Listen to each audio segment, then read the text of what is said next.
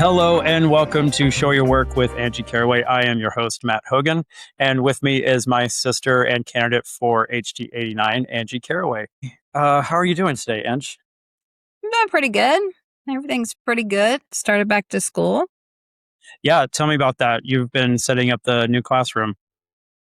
Yeah, I've been more than setting up classroom. We officially went back yesterday to start our in-service before school trainings and whatnot. So we are back. 2026 school year has begun. Oh, I wanted to tell you, I talked to Allie last night. Oh, really? Nice. Yeah. So, I talked to Abby like 2 nights ago. Did I tell you that? Mm-mm. I guess me complaining about not talking to your daughters last week, the universe heard that, or did you tell them? No, I did not. I did tell them it was your birthday. Did they ever say happy birthday? Allie is typically pretty good. I think she's been messaging me for the past few years. Abby, I think, did catch me at the end of the day. I'm not sure Avery knows I'm her uncle. I That, think that checks. That I checks, think actually. Yeah. she's still figuring that out. Yeah. Yeah. She's heard rumors, but it can't be Mhm. confirmed. So, I was going to tell you, I called her. Okay, I did actually talk to her as well the last couple of days. So that TikTok that she made of you. So I called her and I said, "Dear God, please do something again before you go back to Austin." And she answers the phone and I hear just noise everywhere. And she's like, "Hey, what?" I'm like, "Hey, wanted to tell you that the post is getting some good traction. People like that stuff. It's really nice. Like, and it's cute. It's fun. Can you do something like that again?" She's like, "Yeah, I can." I was like, "What are you doing?" She's like, "Well, I'm about to get in the shower." Wait, so that's the shower running? Why did you answer the phone? She's like, "Well, I'm clearly not in yet." look, your logic does not fit into hers, and it never will. I know. She's Yeah. just, I love her so much. She's so great. It's just so funny to me. Okay, what do you say we actually jump into our show now? Let's do it. So, a report dropped Monday of this week, and it's leading to us talking about vouchers today. So, let me give a quick summary here. On Monday, the state put out its first official report on the voucher program. Now that year one is underway, the headline number is that more than 85,000 families signed up, with over 121,000 kids still sitting on the wait list. The program cost taxpayers $1 billion this year alone. Now, when this passed, we were told it was about rescuing low income kids and kids with disabilities from failing schools. So the question everybody had was simple: who actually got the money? And here's the thing: the one number that would answer that question, how many of these kids were already in private school or homeschooled and never set foot in a public school, the state left it out of the report. They just didn't include it. The last time we saw that number, it was at 57%. More than half already had their kids out of public school. What the report does tell us is who is using it. About 41% of voucher families are white in a state where white kids are only about a quarter of public school students. So a program sold as help for families who need it most is being used at nearly double the rate by white families. And the person who released this report, the new state comptroller, was sworn in the same day the report was due. And he is on the ballot this November defending the program he is grading. I would say the standout piece of it is not really what was reported. We had those soft numbers throughout the summer, but it's what they omitted. And it was how many of those families were already in private schools. And what's your takeaway from this? I mean, it just fits into what we know, that there are too many decisions made in our state that are backroom deals that don't see the light of the majority of Texans. They're done, they're hidden, they're intentionally confusing. It's a quiet thing until all of a sudden the report comes out and you kind of go, wait, what was that? What just happened? No, it sounds right. It's obscure behavior. It's like we're doing something that probably likely isn't popular. So we're going to obfuscate and make it look like it's one thing when actually it's something else. And when reporting comes out, you try to run interference on it. So it's not as clear. So, like an example with this report, the one real key piece is probably what's going to be pretty damning is how many of those kids were already in private school. And to be clear, private school's fine. Yeah. Sure. Yeah. Right? You don't have a problem with private school in general, do you? I do not. I think parents do deserve a choice, and there are some good choices out there. I just have a problem with public funds being stolen for private schools. Yeah. So I wanted to point out a couple of pieces of the story. Sarah Earhart had a quote in the Texas Tribune on their reporting on it. She's the Austin Democrat running against Comptroller Don Huffines. She said, "This report proves this program is a $1 billion handout to exclusive private schools concentrated in big cities, while public schools across the state are underfunded and closing at an alarming rate." This highlights one of the chief issues of the voucher program is that it takes public money, funneling it directly into private businesses, private schools, where not everyone gets to benefit from it. And meanwhile, there are schools all over the state, one, without any access to private schools, and their public schools are getting underfunded left and right. Like, what's your take on that? I mean, it's just such a topsy turvy decision that our state has made. If we have an issue with schools, and we do know that, I mean, we've dropped to 47th when it comes to school funding in the United States. There's only 3 states below us right now in the state of Texas. So we have been underfunded. So is there some issues that need to be taken care of in public school? Absolutely. How do we solve that? I know, being the state legislature, how about we just take more money away from them? That will solve the problem. Like, it just makes absolute no sense. It had to be a decision that was made because of corruption, because of greed. And we know that's what it was about. It's not about kids. It's not about schools. It's not about teachers, because that's not what's best for kids. Yeah, I don't think the goal is what's best for kids. It's directing public funds into private enterprise. Like, this is just another public sector that is looking to be privatized. And I think that's the goal of Texas Republicans. I think it's been their goal for probably 70 years now at this point. But what's your take on this? Has there been discussions around this at all with teachers in your group and your social circles in the last few weeks? Education seems to be pretty much on the top of everyone's mind, because even if you don't have children, let's say that you own a business and you're wanting workforce. If you don't have educated employees, what does that look for you as a business owner? So this is something that affects every aspect of society. You can argue, and I know I'm a bit biased because I'm an educator, but you can argue that if you don't have a strong education foundation, your society will suffer. And, this didn't happen overnight, right? We're talking 5.6 million public school children in the state of Texas. Movement like that, it's not a 1 year. If you have a bad year in education, we're talking, and when I say a bad year, I'm speaking of like performance as far as, testing goes. Bad year for you might look like a couple of percentage points, and drop, because we're talking about such a massive, massive effort. And one thing you have to remember too, that I always keep in mind, I don't say no to children that walk into my classroom. As a school, as a district, we don't get to say no. We educate anybody who walks in that door, and they receive the same education. I tell my students all the time that fare isn't always equal, right? Some students need more support than others. So I'm not saying they all receive the same education, but they I would say it equalizes the access to it. There you go. Equalizes the access to it. And that's something that builds societies. And I feel like we're taking a full frontal attack on education right now. And because it's my profession, sometimes I feel like, I'm the one in the room going, guys, why aren't more people like upset about this? Like, this is, I hate to say it's dire, but like, this is dire. This is the emergent part of it. Yeah, it is a full frontal attack, and the opportunity to stop it really is rather limited of how these bills were set up in 2025. But to do it is with the access to the purse. It's the legislator that will have to keep funding it session after session. So if we get a pro public education legislature, then we could start to stand in front of this. But if not, other states have shown us what this will look like. Yeah. Yeah. But okay, I think that's a good point for us to take a break. So we will be back in just a moment. And we are back with Show Your Work with Angie Caraway.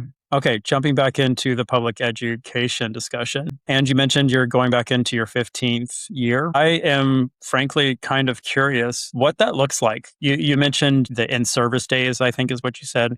Those are Mm. teacher work days where there's no kids in the school. What occupies the time of those days?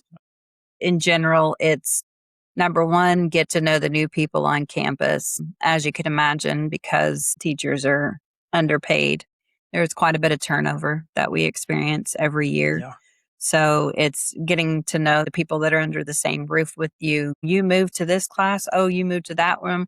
Oh, okay. You're over at this campus now, or, they just left. So that's a lot of the first day, meeting even the new principals that we have. We have a new assistant principal this year on our campus. It's that kind of stuff. For me, I had to move classrooms again this year. So that's time that they don't give you during the week that you're there. So that stuff has to be done outside of the time that I'm paid to be there. One thing has taught me since I've run for office and just being in education in general is that the decisions that are made, at an administrator level and at the school principal level, district level, they're not easy decisions. It's a lot of moving parts, and it's always at the forefront of their minds of what's best for kids. And you quickly realize people that don't have that as their motto don't normally last. I'll be totally honest with you. They just don't last in education if you can't constantly keep that at the forefront of your mind that we're doing what's best for kids. You really don't belong in education, you know? Yeah. Why would anyone get into education who isn't focused on educating? What kind of people do that? I think people do it with good intentions. I mean, people want to make a difference in kids' lives. I think I'm just thinking about all the people that have come and gone that I could have told you from probably the first few conversations I had with them. Oh, that one's not going to last. Could I tell you it's one solid thing? No. I think people come into teaching for lots of different reasons and they think they want to do what's best for kids. But we joke all the time that the reason teacher friends become so incredibly close so quickly is that we're trauma bonded. And I mean that in the nicest sort of way, because what you experience as a teacher, it's a lot because you're not only teaching the content that is absolutely your goal, but you are a nurse, a psychiatrist, a mom sometimes. Sometimes you're the only steady constant in kiddos' lives.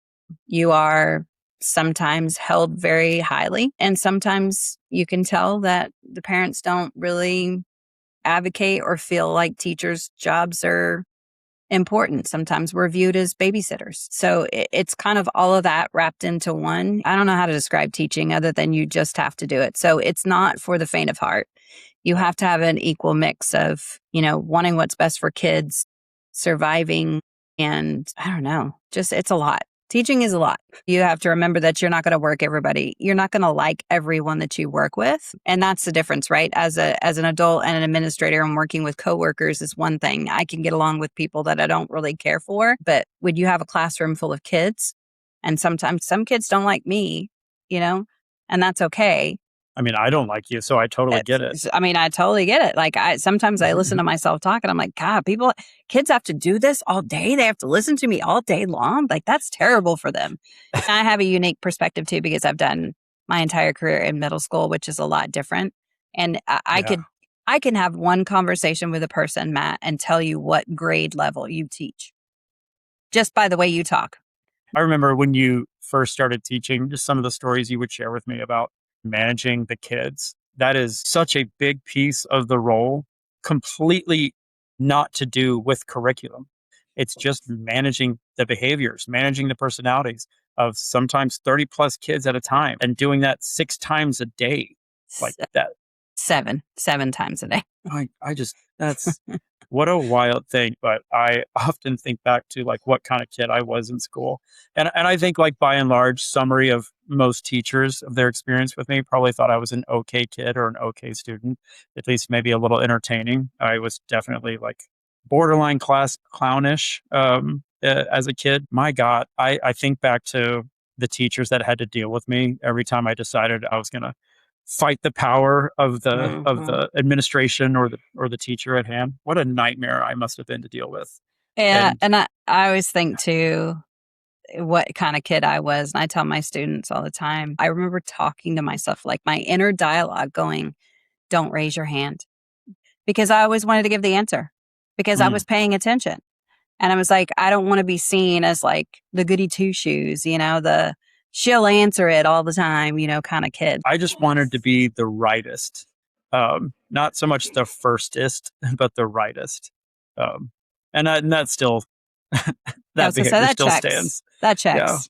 I'm okay with taking my time, but I'll make sure when I finally do pipe up, you're gonna remember what I say. People that know me would probably say that I'm a good listener because I like to observe way Yeah, more as an adult than I ever did as a kid.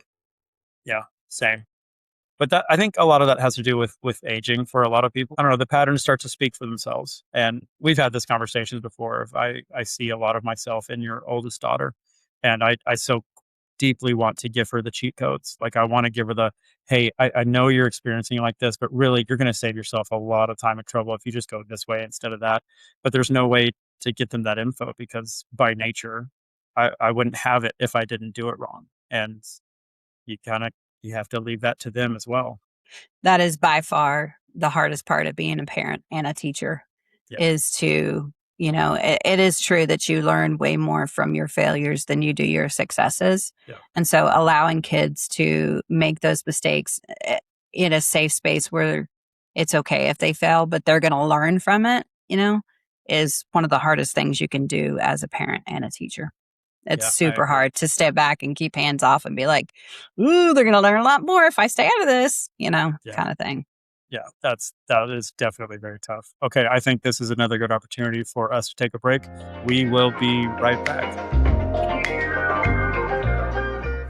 And we are back with Show Your Work with Angie Caraway. Okay, here on the last leg of the episode, let's go ahead and look to our calendar. And what does the campaign have coming up in the next week or so that we need to bring some attention to? We have a block walk in Wiley on Sunday at 11 o'clock. So we'd love more people to come out. Every person or group of people that comes is roughly about 50 houses that we will hit in that 2 hour window. And I know it's hot, but it's not, it hasn't been miserable. Most of the neighborhoods we're in are pretty shady. So lots of trees. Yeah, you mentioned like a good interaction. What am I remembering? You brought something up in the call last night. So many good interactions. I'm always surprised at people's reactions when I come to their door. I'm always surprised at how many teachers there are just expressing like a little bit of reservedness, a little like, why are you at my door kind of vibe. And What are you so, selling me? yes, what are you selling? I don't want it, but I'm just pretty Just better open. representation. That's it. Better. Just That's it. yeah, Just, that's it. just trying to stand up for the working class. That's all. Yeah. But no, there's a lot of people that are that. They're a little reserved when you come to the door. And obviously, you're in your safe space. So people get a little weird about that. But I always just tell them, hey, I'm just going to leave you my information. I'd love for you to go to my website, look at what I stand for. And if our deals align, I would love to have your support in November. And I'll meet anybody for coffee. Just reach out if you have any questions. And, like this week, I got a personal email after I walked to this lady's house and gave my spiel and introduced myself and all that, and she emailed me. She took the time out of her day to email me and say, I've looked at your website and our deals absolutely align, and I am 100% going to support you in November. So a lot of good conversations. Love seeing all the dogs. That's probably my favorite part. They're so ferocious and then their tails are wagging at the same time. Yeah. You got good energy. Dogs Yeah. can sniff that out. Yeah. Yeah, it's awesome. We never expect anybody to be experienced at block walking. It's great if you are, but it's awesome if you're not. We never force people to go by themselves. We never force people into conversations. If your vibes are off and it's not a welcoming space, you just thank them for their time and move on. It's a great way to interact with people. That's good to hear, but that's a good point. You know, our online lives allow us to kind of live in our echo chambers for our ideals to kind of get recycled back to us. And that can take up so much space of our lives that we think that that's our form of activism. that people can come away from those online experiences feeling like they just did something, or they involved in something, or that politics take up a big part of your life. And while that is true, that's not politics in real life. It's just online crap. And I know in my experience, when I block walk with you for the first time back in February this year, that was the first time I ever canvassed for somebody. It was kind of fascinating how quickly it jarred me of, oh, here we are. Here's the conversation. It's not a comment on somebody's post. It is not, jumping onto the bandwagon. It is me and it is you. And I'm a nice person. You opened your door to a nice person. So let's see how we talk to each other. And I walked away thinking like, oh, this is immediately where the rubber meets the road, where that online life and that discourse has to turn into real conversations from one human to another. When we reduce each other to these weird opinions that we fit within one sentence or two, that's really reductive way to experience other humans. I really just encourage people to, if you've thought about it, just do it. Really, just go do it, and you'll realize that politics is so much different in real life, and it's invigorating. Yeah. And you have to recognize the fact that the algorithms of social media are pitting us against each other. There's so much more commonalities than there are differences. We all want the same things. We all want the American dream. We want to be able to have money in our bank, send our kids to good schools, and maybe have some extra change left over to go on vacation. Like, we all want the same things for the most part. So it's very satisfying. Okay, well, we went on a side road A there. block walking tangent. Yeah, block walking tangent. I know there was another event coming up next week that you wanted to bring up next Friday, I believe. Yes. So next Friday, we're going to have our first postcards and pours where we come together and write out some postcards to some voters just to try to introduce them to me and get them out to vote. I think that's cool. It'll be fun. Really like that. Yeah. Yeah. That's awesome. We'll share information of that on our socials here in the next day or so. So that will be available for people to sign up for. Anything else we have on the docket to cover?